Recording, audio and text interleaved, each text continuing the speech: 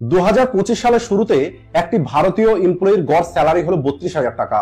আর যদি আমি আপনাদের কথা বলি মুকেশ আম্বানি সম্পর্কে, উনি প্রতি মাসে তো দূরের কথা, যদি প্রতিদিন উনি 32,000 টাকা খরচ করেন তাহলে ওনার সমস্ত টাকা খরচ করতে 65,500 বছর সময় লেগে যাবে। আর আমি জানি এমন অনেক মানুষ আছে যারা প্রতি মাসে 32,000 টাকার থেকে অনেক কম টাকা রোজগার করে। আর আমি আপনাদের এই সমস্ত কথাগুলো এই কারণে বলছি যাতে আপনি এটা বুঝতে পারেন যে মুকেশ আম্বানি কতদিন পর্যন্ত কোন রকমের কাজ না করে তেমন জীবনযাপন করতে পারবেন যে জীবনের স্বপ্নটা আপনি প্রতিদিন দেখেন। আর এটাকেই বলা হয় প্রকৃত ওয়েলথ। রিচ ড্যাড পুয়ার ড্যাডের বইয়ের লেখক রবার্ট কিওসাকি বলেন, the rich acquire the asset and the poor and middle class acquire the liabilities that they think are assets. এর সহজ অর্থ হলো ধনী মানুষগুলো এই কারণে ধনী হতে পারে কারণ তারা অ্যাসেট সংগ্রহ করতে থাকে। অন্যদিকে গরিব এবং মিডল ক্লাস মানুষগুলো সারা জীবন এমন কিছুর উপরে টাকা ইনভেস্ট করে যেগুলো তাদের অ্যাসেট মনে হয় কিন্তু আসলে সেগুলো হলো লাইবিলিটি। আর আমি জানি এখন হয়তো কিছু মানুষ বলবে যে রবার্ট কিওসাকিও তো নিজেই ঋণের মধ্যে আছেন, ওনার উপরেও তো $1 বিলিয়ন ঋণ আছে। তাহলে বলি আপনি একটু অপেক্ষা করুন, আমি আপনাদেরকে বলবো যে ওই ঋণটা কি কারণে আছে। আর এটাই হলো মেন কারণ যা পুয়ার এবং মিডল ক্লাস মানুষকে কখনোই ধনী হতে দেয় না। আর এই কারণে রবার্ট কিওসাকি লিখেছেন রিচ ড্যাড পুয়ার ড্যাড। এটা হলো এমন একটি বই যা আপনার ফাইন্যান্সিয়াল জার্নির একটি ক্লিয়ার রোড ম্যাপ দেবে। কারণ রবার্ট কিওসাকি এই বইতে এমন কিছু কি লেসন বলেছেন যা স্টেপ বাই স্টেপ আপনার মাইন্ডকে ডেভেলপ করে আপনাকে ফাইন্যান্সিয়াল ফ্রিডমের দিকে নিয়ে যাবে। আর যদি আপনি এই লেসনগুলোকে খুব ভালোভাবে বুঝতে পারেন তাহলে আপনাকে ওয়েলথি হওয়া থেকে কেউ আটকাতে পারবে না। তো চলুন শুরু করা যাক। Lesson number 1, importance of cash flow. দেখুন এই কনসেপ্টটা হলো খুবই সহজ কিন্তু তারপরেও বেশিরভাগ মানুষ এটা বুঝতে পারে না। রিচ হওয়ার অর্থ এটা নয় যে আপনার কাছে অনেক বেশি টাকা থাকতে হবে, বরং আপনার কাছে রেগুলার কত টাকা আসছে সেটাই হলো ইম্পর্টেন্ট। উদাহরণ হিসাবে বিহারের সুশীল কুমারকে দেখুন, যে 2011 সালে কौन बनेगा करोड़पतिতে 5 কোটি টাকা জিতেছিলেন, কিন্তু তারপরেও আজকের তারিখে সুশীল কুমার একদম গরিব হয়ে গেছেন। এর কারণ হলো উনি কখনোই কোনো অ্যাসেট বিল্ড করেননি, বরং নিজের সম্পূর্ণ টাকা লাইবিলিটি এবং অন্যান্য শখ পূরণ করতে গিয়ে খরচ করে দেন। এছাড়া ওনার অ্যালকোহলের অ্যাডিকশন হয়ে যায়। ওনার মতোই অনেক মিডল ক্লাস মানুষ এমন অনেক কিছু কিনে নেয় যেগুলো তাদেরকে পুনরায় টাকা খরচ করতে বাধ্য করে। অন্যদিকে একটি রিচ মাইন্ডসেটের মানুষ এমন সমস্ত জিনিসের উপরে টাকা ইনভেস্ট করে যা লং টাইমে তাদেরকে রিয়েল রিচ তৈরি করে, যেমন real estate, land, index fund, bond. এই সবকিছু আপনাকে কন্টিনিউ ক্যাশ ফ্লো জেনারেট করে দেবে। রবার্ট কিওসাকি বলেন, আপনাকে আপনার জন্য একটি ফাইন্যান্সিয়াল ইকোসিস্টেম তৈরি করতে হবে যেটা একবার শুরু করলে সময়ের সঙ্গে সঙ্গে আপনার ওয়েলথ গ্রো হতে থাকবে। Lesson number 2, asset over liabilities. Rich dad poor ড্যাডের বইয়ের বেসিক প্রিন্সিপাল হলো এটাই যে মানুষ অ্যাসেট এবং লাইবিলিটিজ এর পার্থক্যটা যেন সঠিকভাবে বুঝতে পারে। যেখানে উনি বলেন অ্যাসেট হলো সেই সমস্ত জিনিস যা আপনার পকেটে টাকা নিয়ে আসবে, আর লাইবিলিটি হলো সেই সমস্ত জিনিস যা আপনার পকেট থেকে টাকা বার করে নিয়ে যাবে। আমাদের মধ্যে বেশিরভাগ মানুষ আমাদের বাড়িকে অ্যাসেট মনে করি, কিন্তু রবার্ট কিওসাকির মতে যদি আপনি আপনার বাড়িতে থাকার জন্য তার মেইনটেনেন্স কস্ট, প্রপার্টি রেন্ট এবং বিলস পে করছেন তাহলে এটা আপনার জন্য অ্যাসেট নয়, বরং এটা আপনার জন্য একটি লাইবিলিটি। কিন্তু যদি আপনার কাছে অন্য আরেকটি বাড়ি থাকে যেটা আপনাকে প্রতি মাসে রেন্ট দিচ্ছে তাহলে সেটা হলো আপনার অ্যাসেট। আর এই কারণে মিডল ক্লাস মানুষগুলো মনে করে বেশি বেশি জিনিস কিনে নিতে হবে তাহলে সে একদিন ধনী হয়ে যাবে। কিন্তু আপনার মেন ফোকাসটা অ্যাকুমুলেশনের প্রতি নয়, বরং কন্টিনিউ ক্যাশ ফ্লোর দিকে থাকতে হবে। আপনাকে এটা দেখতে হবে এমন কি আছে যেগুলো আপনার কাছে ক্যাশ নিয়ে আসছে, আর এমন কি আছে যেগুলো আপনার টাকা খরচ করে দিচ্ছে। আপনি যে কোনো বড় সেলিব্রিটি অথবা কোনো স্পোর্টস পার্সনকে দেখুন, তাদের কোনো না কোনো নিজের এমন বিজনেস অবশ্যই আছে যেখানে তাদের কোনো কাজ করতে হয় না, কিন্তু তারপরেও সেখান থেকে তারা টাকা রোজগার করতে থাকে। অথবা তাদের কোনো না কোনো প্রপার্টি আছে যেখান থেকে তারা মান্থলি রেন্টাল ইনকাম পায়। অথবা এমন অনেক স্টক এরা কিনে রাখে যেখান থেকে তারা রেগুলার ডিভিডেন্ড পেতে থাকে। উদাহরণ হিসাবে রাকেশ ঝুনঝুনওয়ালার স্ত্রী রেখা ঝুনঝুনওয়ালা মার্চ কোয়ার্টারে 224 কোটি টাকা ডিভিডেন্ড পেয়েছেন। Lesson number 3, what to learn not to earn. আপনার কি মনে আছে আপনি শেষ এমন কোন স্কিল শিখেছেন যেটা আপনাকে অনেক বেশি টাকা রোজগার করে দিয়েছে? আমি জানি এমন কোন স্কিল আপনি শেখেননি। আর এটা হলো একটি বড় সমস্যা পুয়ার এবং মিডল ক্লাস মানুষের মধ্যে। আমরা তো কেবল টাকা রোজগার করতে চাই, চাকরি করতে চাই যাতে আমরা আমাদের পরিবারের খরচ চালাতে পারি। আসলে আমাদের 18 থেকে 20 বছর বয়স পর্যন্ত স্কুলে কেবল এটাই শেখানো হয়। আর এই কারণে যখন আমরা স্কুল থেকে বাইরে বেরিয়ে আসি তখন আমাদের এটা মনে হয় যে এতদিন পর্যন্ত পড়াশোনা করে আমরা কি করলাম। আর এই কারণেই তখন আমরা নতুন আর কোনো কিছু শেখার চেষ্টাই করি না। 90% মানুষ অফিস থেকে বাড়ি ফেরার পরে রিলস দেখতে দেখতে ঘুমিয়ে পড়ে, আর এভাবে নিজের মূল্যবান টাইমকে নষ্ট করতে থাকে। কিন্তু রবার্ট কিওসাকি বলেন, কাজ শেখার জন্য করুন, টাকা রোজগার করার জন্য নয়। কারণ যখন আপনি কোনো একটি নতুন স্কিল শিখে নেবেন, তখন টাকা অটোমেটিক আপনার জন্য কাজ করা শুরু করে দেবে। রবার্ট কিওসাকি নিজে অনেক চাকরি করেছেন, সেলসের কাজ শিখেছেন, তারপরেই আজ উনি এই জায়গাতে পৌঁছাতে পেরেছেন।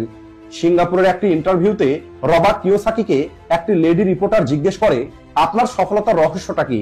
আমিও কি আপনার মতো একটি বেস্ট সেলিং অথারও হতে পারবো? তখন রবার্ট কিওসাকি ওই লেডিকে বলে, আপনি রাইটিংকে ফুল টাইম কেরিয়ার কেন তৈরি করছেন না? তখন ওই রিপোর্টার বলে, আমি এটা ট্রাই করেছিলাম, কিন্তু আমার কন্টেন্ট কেউ কেনেনি, আর এই কারণে আমি নিউজ পেপার কোম্পানিতে কাজ করা শুরু করেছি। এরপরে রবার্ট কিওসাকি ওই লেডিকে সাজেস্ট করে, আপনার সেলস শেখা উচিত। এরপরে ওই লেডি বলে, আমি ইংলিশ লিটারেচারে পিএইচডি হোল্ডার, আমি সেলসের কাজ করব।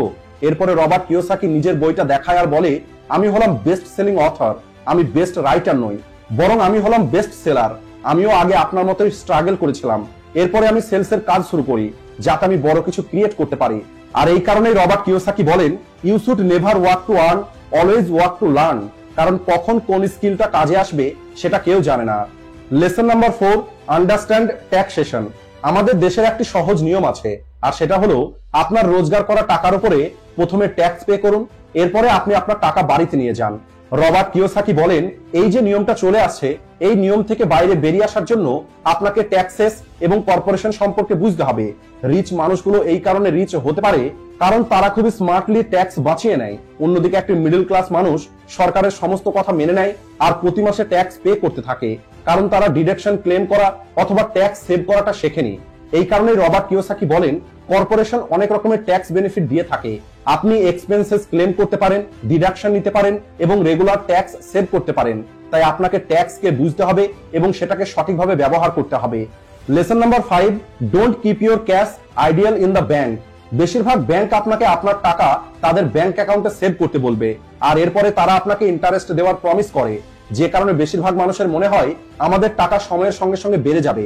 কিন্তু যদি আপনি একটু ভালোভাবে দেখেন, আপনার টাকাটা নাম্বারে তো একটু বাড়ছে, কিন্তু তার ভ্যালু এবং পারচেসিং পাওয়ার কম হয়ে যাচ্ছে। একটি ডেটা অনুযায়ী দেখা গেছে আমাদের দেশের ব্যাংকগুলো সেভিং অ্যাকাউন্টের উপরে 2 থেকে 3% ইন্টারেস্ট দিয়ে থাকে, আর আমাদের দেশের ইনফ্লুয়েন্স রেট হলো 7 থেকে 8%।